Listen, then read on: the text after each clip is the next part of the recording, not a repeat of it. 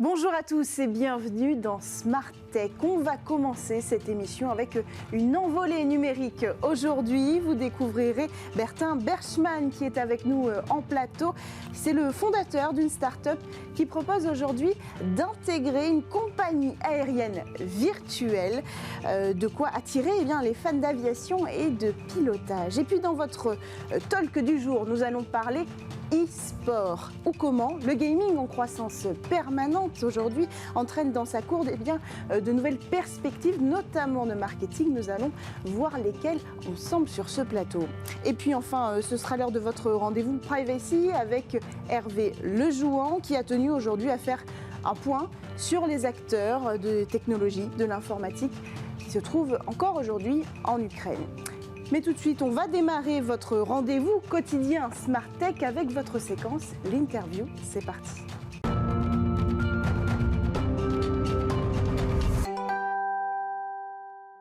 Si comme moi, vous n'avez jamais eu la chance d'accéder au cockpit d'un avion lors d'un vol commercial, par exemple pendant vos vacances d'été, c'est peut-être le moment de vous tourner vers la réalité virtuelle. On découvre aujourd'hui une compagnie de vol virtuel avec Bertin Berchmann, fondateur d'Air France Virtuel. Bonjour. Bonjour. Bienvenue sur le plateau de Smart Tech. Alors, tout a commencé quand vous... Par contre, vous avez eu cette chance rare d'accéder au cockpit d'un avion pendant un atterrissage sur un vol commercial. Tout à fait. J'étais GP sur ce vol-là. J'avais eu l'opportunité d'assister à l'atterrissage de mon avion à Orly. Ouais. Et c'est un moment magique. C'est ce qui a déclenché la naissance d'Air France Virtuel parce que j'ai assisté à l'atterrissage de mon avion sur Paris-Orly. Et j'ai voulu reproduire ces sensations, ces vibrations, les conversations entre les pilotes et la tour de contrôle. J'ai voulu le rapporter derrière mes écrans parce que je pratiquais de la simulation aérienne avec Flight Simulator notamment. Sauf que on est très vite contraint. Il n'y a pas d'objectif. On est derrière nos écrans, on se sent seul. Et du coup, j'ai voulu rapporter une dimension compagnie aérienne derrière le simulateur en intégrant cette dimension compagnie aérienne. Et c'est ce qui a donné naissance à Air France Virtuel. Alors, ça s'appelle Air France Virtuel, mais ça n'a rien à voir avec la compagnie Air France. Je veux dire, c'est pas une filiale de la compagnie Air France. Tout à fait, c'est pas du tout une filiale de la compagnie Air France. Air France audite régulièrement par le biais de son cabinet qui gère la marque Air France, audite notre activité régulièrement pour s'assurer que on ne nuit pas à l'image de la compagnie. Maintenant, ça fait plus d'11 ans qu'on existe, depuis le 26 mars 2011. Et du coup, on est la plus grosse compagnie aérienne virtuelle francophone au monde, avec plus de 2100 pilotes. Comment ça marche ? De quoi on a besoin pour rejoindre votre compagnie ? Un PC tout d'abord, donc un PC avec une copie de jeux de simulateurs de vol, donc Flight Simulator, X-Plane ou P3D par exemple, ce sont les trois plus gros sur le marché. Vous devez ensuite réussir avec succès l'examen d'entrée à Air France Virtuel, donc vu que c'est une compagnie aérienne virtuelle, on reproduit réellement toutes les comment dirais-je tous les critères d'exigence. Tous les critères d'exigence pour entrer dans la compagnie. Et Air France Virtuel va reproduire l'actualité complète de la compagnie Air France, du groupe Air France KLM. Donc on a plus de 80 000 lignes. On simule toutes les lignes comme dans la vie réelle d'Air France. Si demain Air France ouvre une ligne entre Paris Cancun, par exemple, elle existe déjà. Mais si elle ferme cette ligne, demain, sur Air France Virtuel, elle sera également fermée. De la même façon qu'on va retrouver sur les jeux de football, par exemple, les actualités qui vont être mises à jour. Donc pas besoin des espèces de gros simulateurs qui existent de pilotage. Pas besoin. Alors, on a plus de 2100 pilotes. Certains ont des vrais simulateurs, comme vous le voyez ici. D'autres ont juste leur PC avec un minimum 2 écrans pour être un peu plus à l'aise, mais c'est pas une obligation. Alors, l'idée, c'était quoi aussi ? C'était peut-être de quitter cet élitisme qui fait qu'être pilote d'avion, c'est quasiment inaccessible aujourd'hui ? Tout à fait. Parce que moi, je suis frustré, parce que j'ai voulu être pilote de ligne pour la compagnie nationale Air France, et je me suis dit, aujourd'hui, j'ai connu la simulation aérienne, et j'ai voulu rendre accessible ce métier par le biais de la simulation aérienne, et aussi, c'est une passion. Avant tout, c'est une passion et on est des milliers et des millions de personnes dans le monde entier à assouvir notre passion grâce à la simulation aérienne. Et qui sont ces gens ? C'est quoi votre communauté ? On a vraiment, parmi nos joueurs, hein, j'ai envie de dire joueurs, mais nos pilotes, plusieurs classes socio-professionnelles. Il peut y avoir des peintres comme des employés de bureau, comme des fonctionnaires. On a vraiment tout type, toute catégorie de personnes. Alors vous avez cité tout à l'heure Flight Simulator, qui est un jeu qui est aussi extrêmement utilisé, que j'ai testé d'ailleurs. Alors je me demandais quelle est la différence. Vous disiez que c'était frustrant en termes d'expérience virtuelle. Quelle est la différence avec ce que vous proposez vous aujourd'hui ? C'est d'avoir recréé une ligne avec des détails réels, c'est ça l'idée ? L'idée, c'est... Parce qu'en termes de graphisme, en termes d'action, en termes d'agilité du joueur, est-ce qu'on s'y retrouve ? L'immersion, en fait, c'est l'immersion que va apporter Air France Virtuelle. Quand vous volez simplement avec Flight Simulator, vous n'avez pas de but. En fait, c'est comme si vous étiez sur FIFA en mode entraînement, alors qu'avec Air France Virtuelle, vous avez une carrière, vous êtes suivi, les vols sont épluchés par des officiers sécurité des vols. Vous avez vraiment une carrière avec un but, des objectifs, des missions. On est évalué ? Vous êtes évalué constamment, tout à fait. Si vous atterrissez mal ou vous commettez des erreurs, vous pouvez ne pas gravir tous les échelons. Et est-ce qu'il y a des passagers virtuels qui sont là ? Il y a des passagers, du cargo, exactement comme dans la vie réelle. Et on peut être radié de la compagnie ? Absolument, oui. Si vous commettez... Si on vole en état d'ébriété, par exemple. Ça va se ressentir à l'atterrissage et sur le taux de satisfaction des passagers, parce que vraiment tout est simulé. Hein. Donc quand vous atterrissez ou vous commettez des erreurs, vous arrivez en retard par rapport au planning suggéré, c'est des éléments qu'on va éplucher, qu'on va regarder, et il va falloir soumettre ce qu'on appelle un Air Safety Report, un rapport de vol mentionnant les anomalies, les dysfonctionnements que vous avez eus pendant votre vol. Et donc vous devez de respecter les procédures aériennes et la politique de la compagnie, bien qu'elle soit virtuelle. Ce qui est intéressant, c'est qu'en fait, on a quitté un peu le monde du jeu. On est entre le jeu et quoi ? Enfin, comment vous qualifieriez cette expérience ? Sans le savoir, en fait, il y a 11 ans, j'ai monté le métaverse d'Air France. En fait. C'est vraiment, on ne peut pas dire qu'Air France Virtuelle, c'est un jeu vidéo. On ne clique pas sur des boutons pour décoller et atterrir. C'est vraiment du serious gaming. On a vraiment une immersion et du réalisme qui est apporté tout au long de la carrière de pilote, parce que ça va encore beaucoup plus loin, parce que les pilotes d'Air France Virtuelle peuvent véritablement bâtir un empire, c'est-à-dire qu'ils touchent de l'argent virtuellement, ils peuvent s'acheter des maisons, des voitures. C'est un Sims version pilote de ligne. Et donc, l'idée, c'est, je crois, d'aller effectivement mettre les deux pieds dans cette métaverse et de créer MetaFlight.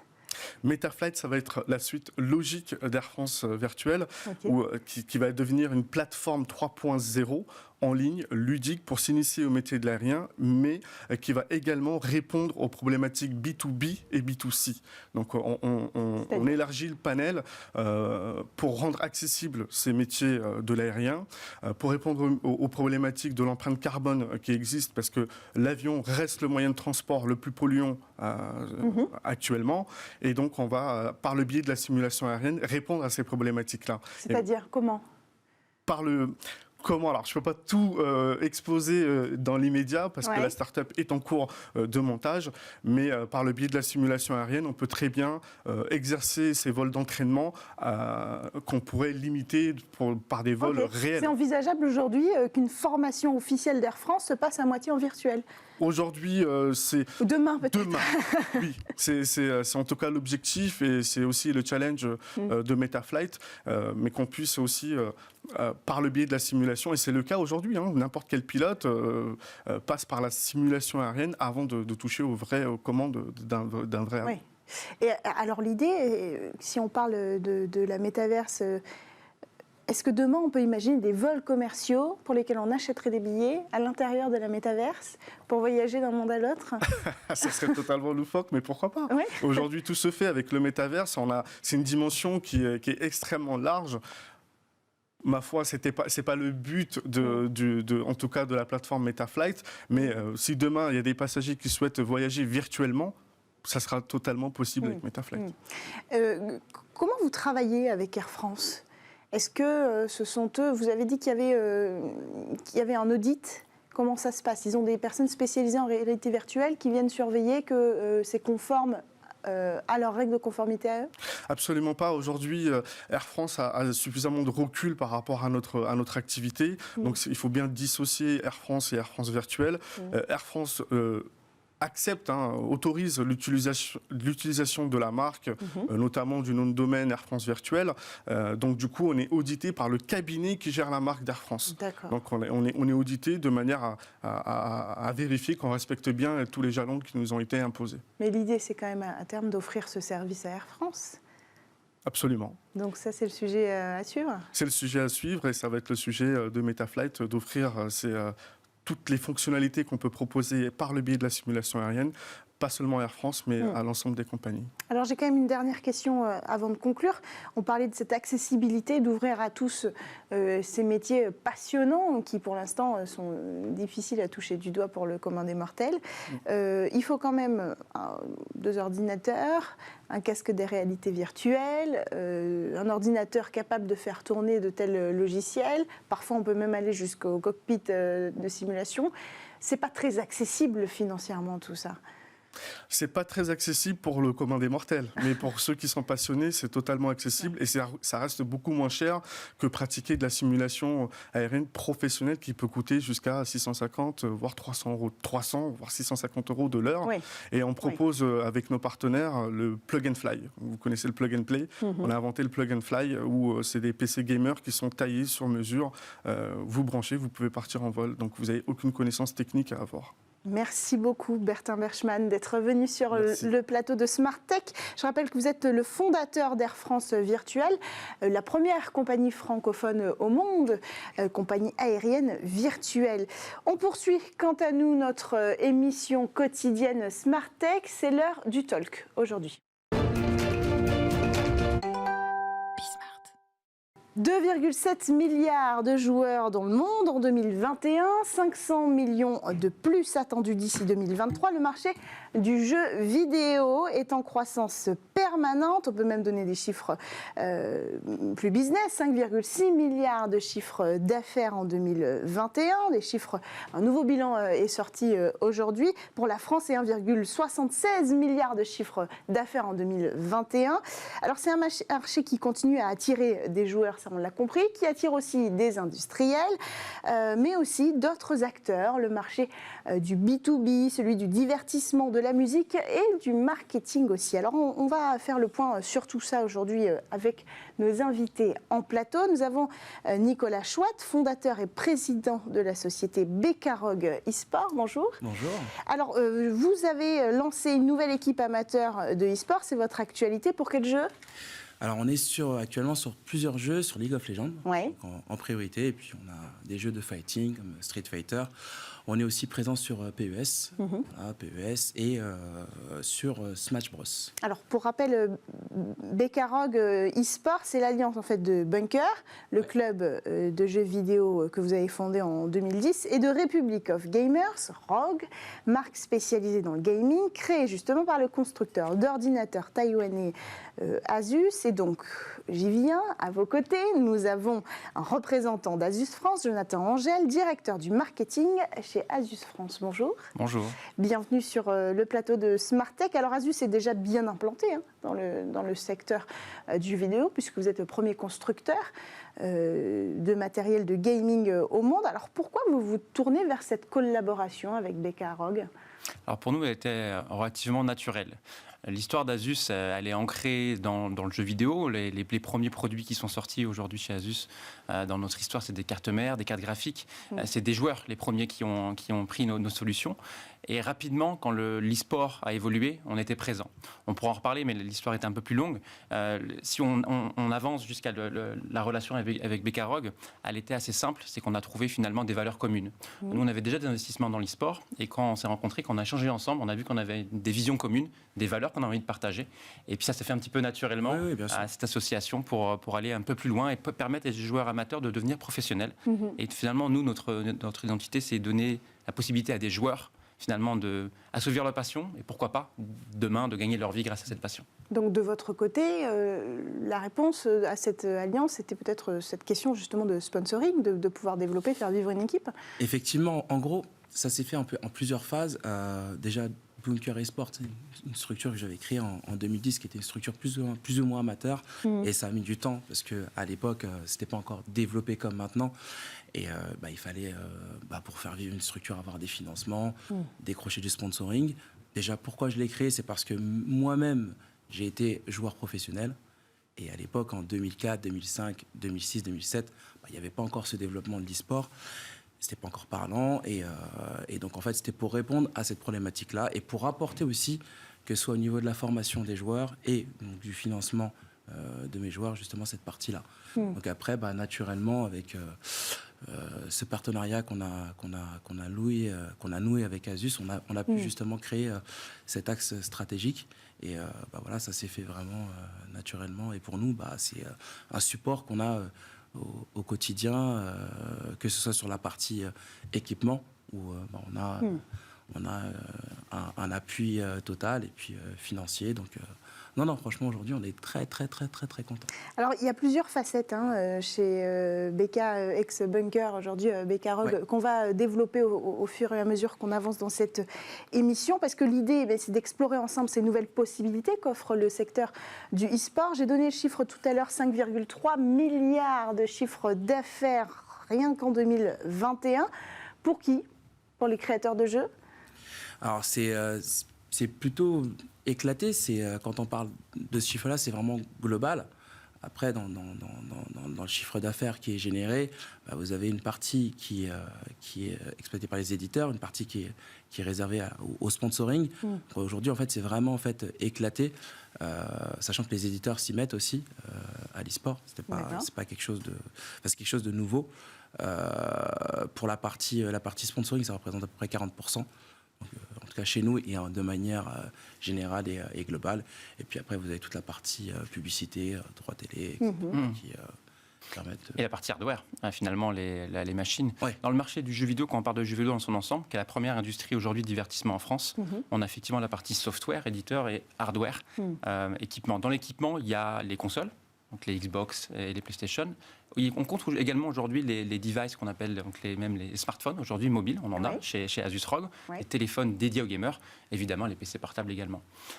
Aujourd'hui, on est plus sur un 60%, on va dire, software, éditeur, et 40% hardware sur ce marché-là.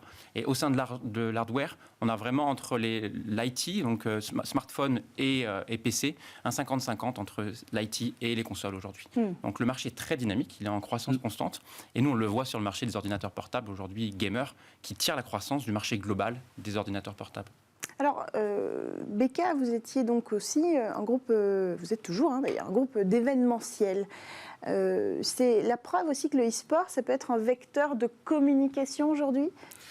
Ça peut être un vecteur de communication. Nous, en tout cas, dans l'approche, j'ai mis à peu près, on va dire 10 ans pour pouvoir sortir un véritable modèle. Nous, aujourd'hui, chez BK, on s'appuie sur des forces. On a notamment l'appui d'une société qui s'appelle WGF, donc avec un produit qui s'appelle Place. Donc je suis un des cofondateurs. Et en fait, à l'époque, c'est vrai que, quand je vous parle de ça à l'époque, c'est 2004, 2005, j'ai eu la chance de travailler avec certains éditeurs.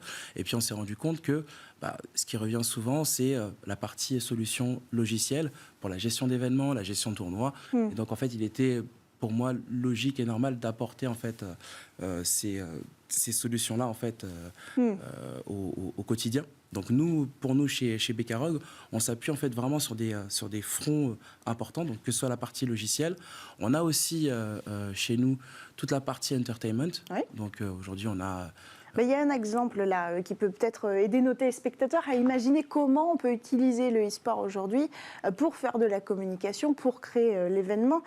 On peut citer le concert du rappeur Gazo dans GTA V, Roleplay. L'impact médiatique, quand même, je le rappelle, c'était 2,7 millions de vues cumulées avec un pic de spectateurs à 59 millions. Ça a fait le tour de la presse spécialisée. C'est ce qu'on voit à l'image. Donc c'est assez impressionnant de quitter le monde réel pour arriver dans le virtuel et de faire des chiffres qui sont presque meilleurs que ce qu'on aurait fait avec un spectacle en présentiel. Ça fait partie de... peut-être, est-ce qu'on peut englober ce genre d'événement dans les chiffres qu'on a donnés tout à l'heure en chiffre d'affaires? Est-ce que ça fait partie de l'avenir du e-sport aussi? Pour nous, c'est une nouvelle manière déjà de communiquer. Après, la structure en elle-même, et avec notamment le soutien d'Asus, on essaye toujours de proposer des choses innovantes, et même en termes d'expérience, que ce soit pour ceux qui viennent regarder un show, un live, il faut que ce soit intéressant. Et même pour... on travaille avec des maisons de disques pour l'artiste, qui est donc notamment Gazo. C'était très intéressant, c'était une première expérience aussi pour lui. Et l'objectif, c'était vraiment de pouvoir en fait, créer en fait, ce truc en 360 où chacun en fait, est gagnant. Et donc voilà, nous, on essaie à chaque fois d'innover à notre manière, puis toujours grâce au soutien d'Asus qui était présent. C'est un vecteur intéressant pour vous aussi, en tant que constructeur, de pouvoir bénéficier de cette visibilité, de voir ces outils marketing intégrer le e-sport aujourd'hui. Ça vous donne aussi à vous et aux autres constructeurs, puisque vous n'êtes pas le seul, de la visibilité. Vraiment, c'est une réelle opportunité. Donc, on a su identifier assez tôt l'e-sport naturellement, parce qu'on y est présent depuis longtemps, et on voit ces liens qui se créent finalement, naturellement, entre la musique. On a parlé aussi le jeu vidéo, le sport, et ça c'est un exemple concret finalement sur la musique. Donc c'est pas vraiment le marché du jeu vidéo en soi, là sur ce type d'exemple-là. On va vers le métaverse, vous en parliez juste avant, effectivement, on est complètement dans ces sujets-là, et donc on est un petit peu sur le divertissement de demain, même si ça a lieu aujourd'hui, où on tente des expériences, et quand on se rend compte que le public est au rendez-vous, on se dit que peut-être qu'on a trouvé quelque chose qui est à creuser. Et donc, est-ce qu'on parle encore de gaming ? C'est la croisée des mondes. C'est la croisée des mondes, en fait. C'est la croisée des mondes entre le gaming, la musique. Au final, c'est des audiences qui se croisent. Et l'objectif, en fait, c'est de vraiment en fait, trouver la bonne clé. Alors, vous avez mentionné Place, dont vous êtes le cofondateur. C'est une plateforme de tournoi administrable en marque blanche. Ça, c'est un autre exemple. Aujourd'hui, le gaming, c'est du B2B. C'est ça. C'est du B2B. Et en fait, Place, c'est une plateforme qu'on a créée. Pourquoi ? Je me raconte toujours des histoires, mais moi, à l'époque, j'étais champion, j'ai participé à plein d'événements, j'ai fait plein de tournois, etc. Vous étiez coach aussi ? J'étais aussi coach, j'ai gagné plein de choses, plein de titres. Mais voilà, aujourd'hui, si on cherche mes données, mes datas sur mes événements, ce que j'ai fait, c'est des choses que vous n'allez pas forcément pouvoir retrouver assez facilement. Et en fait, l'objectif de Play, c'était d'avoir une plateforme qui déjà soit capable de regrouper toutes ces datas. Et ensuite, la deuxième fonction, c'était aussi de pouvoir proposer aux marques un espace, un lieu dédié où ils pourraient faire vivre leur communauté, organiser des événements, créer des news, etc. Avoir un espèce de... avoir une plateforme qui vous fasse tout. Voilà. Gérer vos événements de jeux vidéo. Une formule clé en main. Voilà, une formule clé en main. Donc au début, c'était un pari fou. Mais au final, on a réussi, il y a à peu près 1 an, à sortir cette plateforme-là. Et puis... Voilà, aujourd'hui, on en est quand même très, très content et on a des très bons clients en plus. Le B2B, c'est un virage qui intéresse aussi Asus et les constructeurs en général ? Alors forcément, nous, on a 2 B2B. Le premier B2B, c'est équiper les entreprises d'un ordinateur portable. Et le deuxième, c'est le travail en collaboration qu'on peut avoir. Et typiquement, pour nous, c'est une vraie solution d'administrer des tournois au nom d'Asus ROG. Plutôt que de se dire, effectivement, est-ce qu'on va participer à un tournoi avec un éditeur de jeu ? Demain, effectivement, grâce à ce type de solution, on peut travailler nos propres tournois. Un tournoi qu'on va appeler le tournoi Republic of Gamers. Et des joueurs peuvent s'inscrire. On peut s'y attendre à ça ou pas ? Bien sûr. C'est en projet ? C'est complètement en projet. Et on essaie de le faire aboutir pour 2022.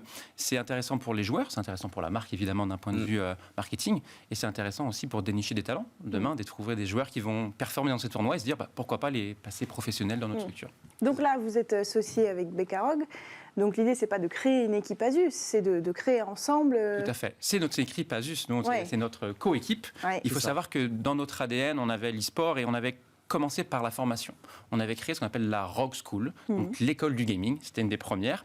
Donc on prenait des jeunes qu'on avait identifiés dans notre communauté et on essayait de les aider à devenir professionnels. C'était déjà il y a au moins 5 ans. Et c'est vrai que beaucoup sont devenus professionnels. Après, le milieu de l'e-sport s'est professionnalisé et on s'est dit... nous aussi, on va peut-être professionnaliser nos joueurs et avoir une équipe professionnelle. Et dans cette démarche-là, on s'est rendu compte qu'effectivement, nous, en tant que marque, c'est peut-être pas notre savoir-faire premier. Et qu'en tant que marketeur ou communicant, on avait aussi d'autres projets. Et on a essayé de trouver des partenaires pour ça. Et c'est là qu'on a discuté ensemble. C'est là qu'on s'est dit, plutôt que nous, Asus ROG, aller mettre un gros logo sur une marque déjà très bien installée, comme aujourd'hui les grandes équipes qui sont dans les tournois européens, c'est intéressant peut-être d'un point de vue communication, mais nous, on est une marque endémique dans le jeu vidéo. Et on voulait co-créer, on voulait aussi mettre un petit peu les mains ensemble là-dedans et pas simplement être visuellement présent sur le maillot. Et c'est là où effectivement on s'est trouvé et on s'est dit qu'il y avait des choses à faire. C'est ça.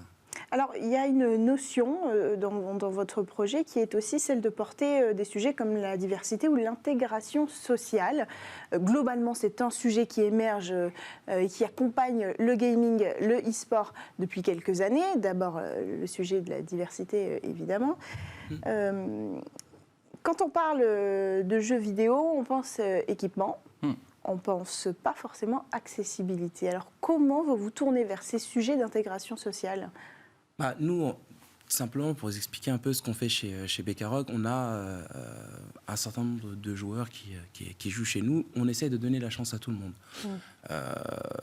On a par exemple des joueurs qui sont notamment en Afrique, qu'on a détecté récemment, et notamment à Madagascar, au Cameroun, et on a été en fait amené à creuser des tranchées, à faire venir en fait Internet jusqu'à chez eux pour qu'ils puissent justement participer à des événements, compétir. Et donc certains se sont même qualifiés, ont même participé à des championnats importants.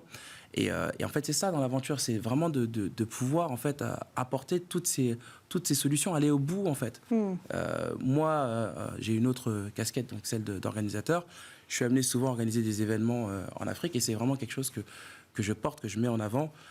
On est capable de faire des événements en Europe, on en fait en Afrique, on essaie de faire des événements de la même échelle et de proposer au final la même expérience pour les joueurs. Donc aujourd'hui, c'est ça, c'est vraiment en fait pouvoir apporter cette expérience-là à ces jeunes-là. Et aujourd'hui, c'est vraiment ce qui nous renforce chez Beka.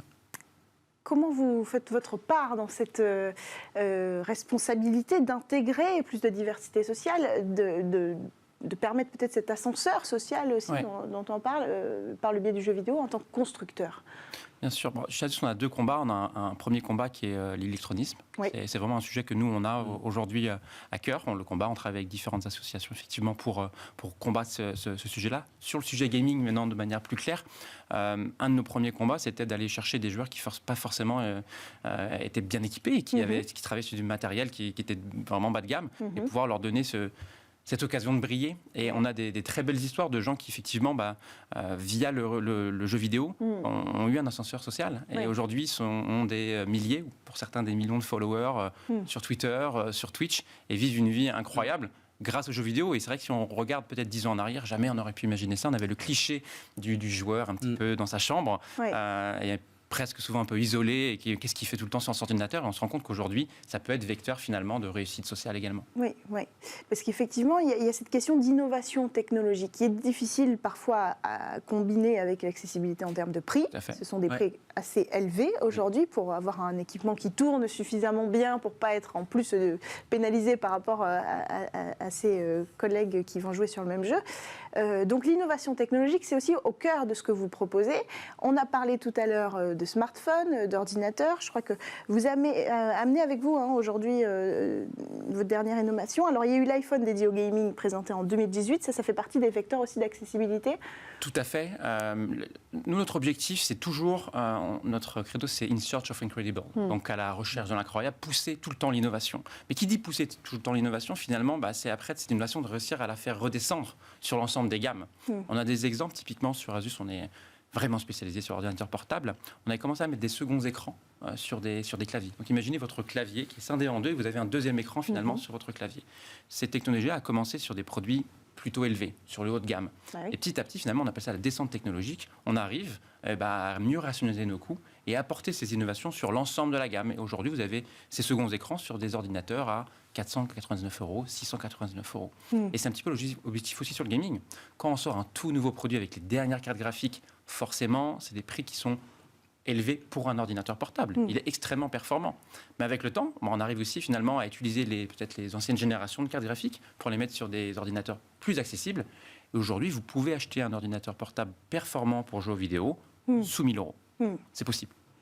Alors, un autre sujet que je voulais qu'on aborde aujourd'hui, on a parlé de ce monde de la musique, on a parlé du e-sport comme vecteur d'intégration sociale, aussi comme opportunité pour le B2B, pour le marketing, pour la communication, pour la musique. Parlons du rap, puisque je crois qu'Orelsan est l'ambassadeur de l'équipe Bekarog. Pourquoi? Quel est le lien entre le jeu vidéo, le e-sport précisément, et le rap?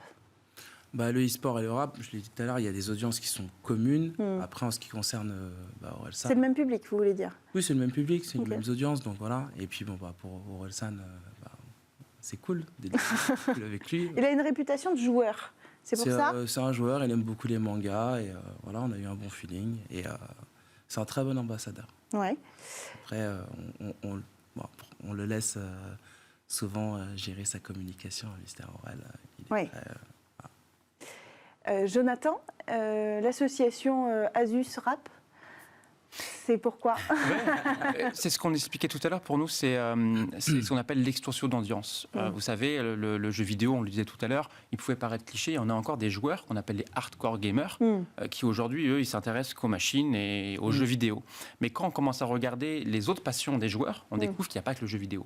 La musique en fait partie. Le rap, pour moi, est une des musiques que certains joueurs aiment. Il y a aussi d'autres joueurs qui aiment tout au type de musique. On a aussi des métalleux qui adorent le gaming. Donc c'est assez large. Mais on a eu effectivement des possibilités de connexion autour du rap, autour du hip-hop de manière générale, qui se sont faites et qui ont fonctionné. On l'a vu avec Gazo tout à l'heure lors du concert. C'est évident que des noms comme ça attire aussi, on en revient à ce facteur marketing du e-sport, mais ça attire des marques, ça attire du public et donc des marques parce qu'il y a une audience qui se crée, qui est donc évaluable financièrement aussi. Oui. Donc l'idée c'est ça en fait, c'est de faire sortir le e-sport aussi de la chambre, comme vous l'avez dit, et d'en faire aussi un vecteur de nouveaux marchés.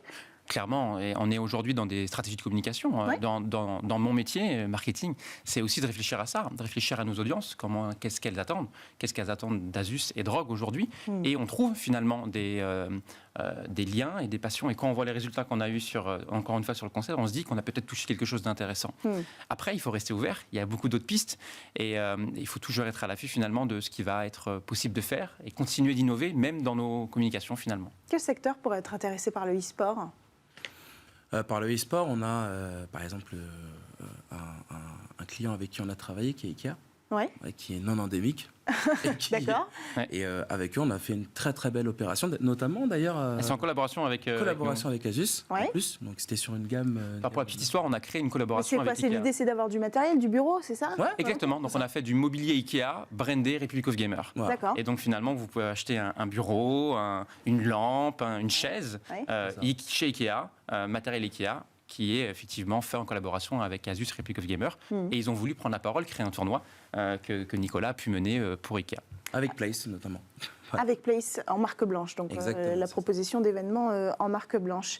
Merci à tous les deux d'avoir pris le temps de venir sur ce plateau aujourd'hui pour qu'on puisse décortiquer ensemble tous les vecteurs possibles grâce aux jeux vidéo, grâce au monde du gaming aujourd'hui, du e-sport qui représente quand même des millions de joueurs aujourd'hui dans le monde et qui est donc un vecteur à la fois d'évolution sociale, de diversité. Vous le disiez, vous développez un marché aussi en Afrique pour donner accès au concours européen à tous. C'est ça. Et puis c'est aussi un nouvel outil de communication dont on n'a certainement pas fini de parler et donc de suivre les événements qui iront avec. Merci à tous les deux d'être venus sur le plateau. Jonathan Angèle, je rappelle que vous êtes directeur marketing chez Asus France et vous, Nicolas Chouat, fondateur et président de la société Bekarog e-sport.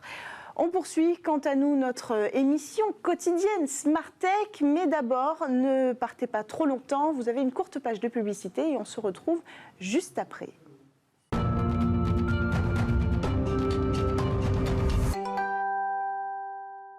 Vous êtes de retour sur Smart Tech, votre rendez-vous quotidien dédié au monde du numérique et des nouvelles technologies.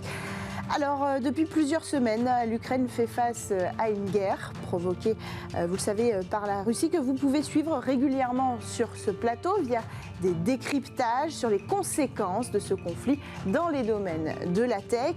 Et aujourd'hui, c'est au travers du privacy et de l'IT que nous replongeons dans ce conflit avec Hervé Lejouan, fondateur de Advisory, qui est avec nous à distance. Bonjour Hervé. Bonjour Cécilia. Alors, on va parler avec vous de ce que vous appelez l'Ukrainian Tech. Alors, qu'est-ce que c'est ? L'Ukrainian Tech, c'est en référence en fait à la French Tech. C'est le fait que, comme on le sait, l'Ukraine a toujours été reconnue pour l'excellence, son excellence dans les sciences et plus particulièrement les mathématiques.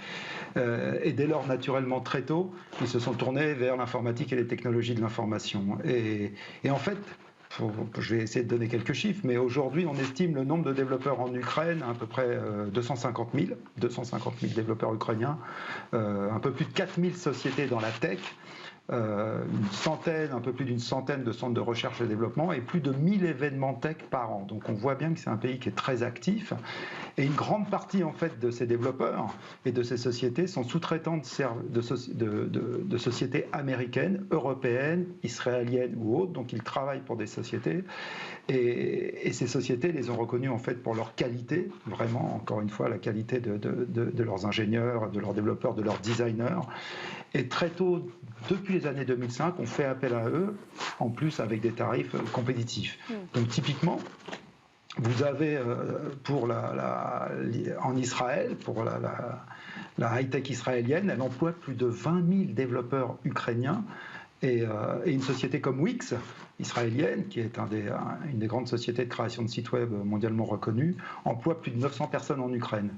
Donc, mais aussi, il y a des dizaines de startups israéliennes qui sont mondialement connues et reconnues.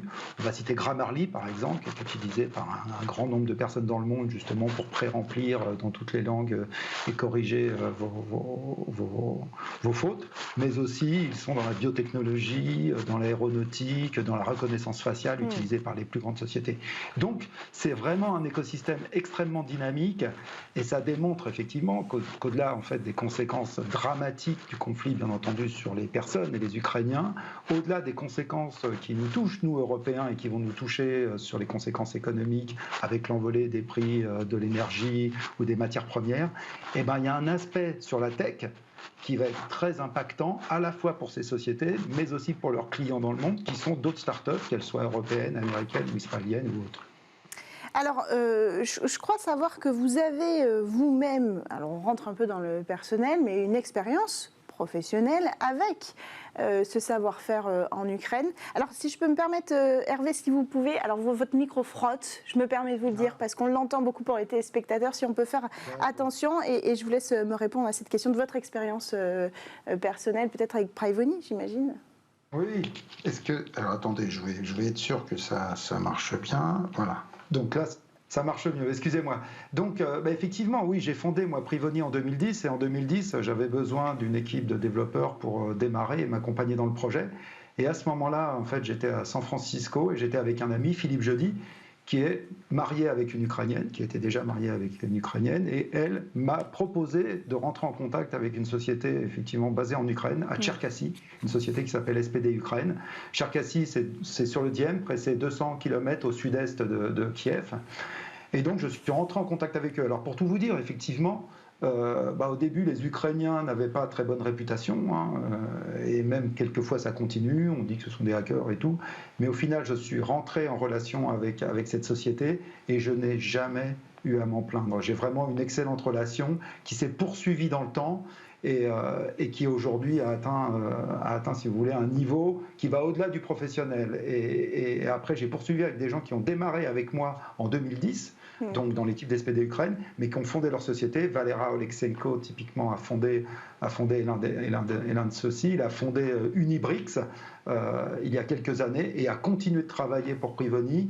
Et je suis aujourd'hui en relation. Il travaille aussi pour Netflix. Donc vous voyez, c'est des gens qui travaillent pour de très très grandes sociétés et qui forcément auront un impact si effectivement ces développeurs ne peuvent plus travailler dans de bonnes conditions. Mais alors, est-ce que vous avez des nouvelles de ces personnes aujourd'hui, de ces développeurs aujourd'hui? Est-ce que vous pouvez encore travailler avec eux? Alors j'ai des nouvelles, je prends des nouvelles tous les jours pour être tout à fait franc, parce qu'encore une fois on a des relations très très fortes et c'est très compliqué. Mais ce qui est admirable, et c'est là où j'admire leur courage et leur pugnacité, c'est qu'ils continuent de travailler malgré ces conditions dantesques. C'est-à-dire qu'ils, quand je les ai, ils me parlent d'alerte à la bombe, de coups de feu, et ainsi de suite. Mais ils travaillent, ils continuent de travailler pour leurs clients, ils continuent de les servir, autant faire se peut, bien entendu. Et tout cela en protégeant leur famille, parce que c'est le premier enjeu chez eux, c'est de protéger leurs femmes et leurs enfants, et puis leurs parents et leurs proches.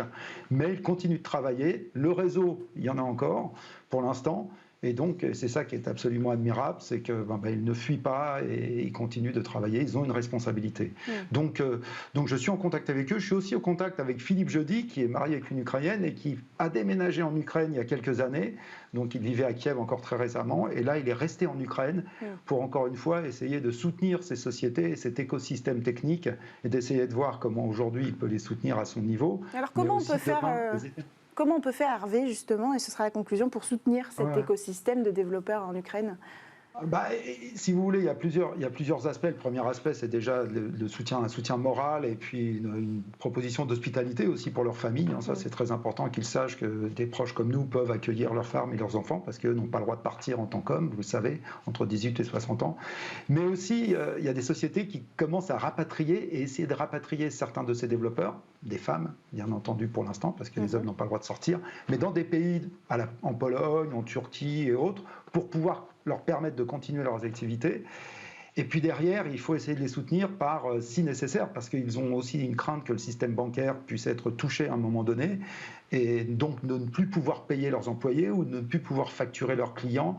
Et donc là, il faut pouvoir trouver des solutions et d'hébergement provisoire de sociétés en Europe qui permettraient de pouvoir continuer leur activité en termes de paiement. Donc il faut absolument être là, il faut les soutenir, et il faut essayer de trouver des solutions pour qu'ils continuent à travailler, quoi qu'il arrive, et même si les conditions sont terribles, et en espérant que ça puisse un jour s'arrêter, tout cela, pour qu'on redevienne à une vie normale.